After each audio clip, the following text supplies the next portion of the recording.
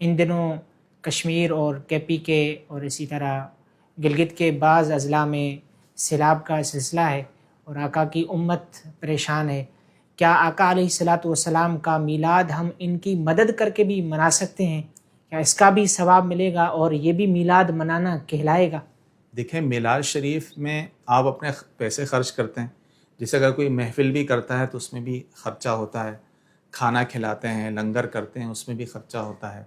یہ آپ اپنے کسی مسلمان غریب بھائی کی جو ہے مدد کرنا چاہتے ہیں تو اس نیت سے کر رہے ہیں کہ اس کا ثواب آپ علیہ الصلوۃ والسلام کی بارگاہ میں ہدیتاً پہنچے تو بالکل درست ہے.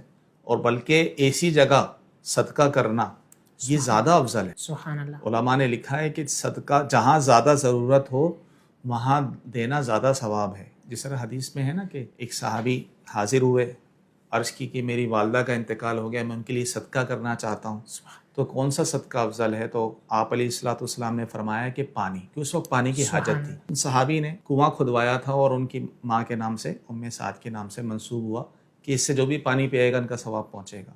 اس لیے علماء نے جو یہ بیان کی ہے کہ جہاں زیادہ ضرورت ہو وہاں دینے میں زیادہ ثواب ہے. اور میں یہ سمجھتا ہوں کہ ابھی جس پریشانی میں ہمارے مسلمان بھائی پاکستانی عوام مبتلا ہے، خاص کر وہ علاقے جہاں سیلاب آیا ہوا ہے، تو ہم اپنے ان مسلمان بھائیوں کی جو ہے FGRF کے ذریعے سے مختلف ذرائع سے جو ہے ان کی مدد ضرور کریں.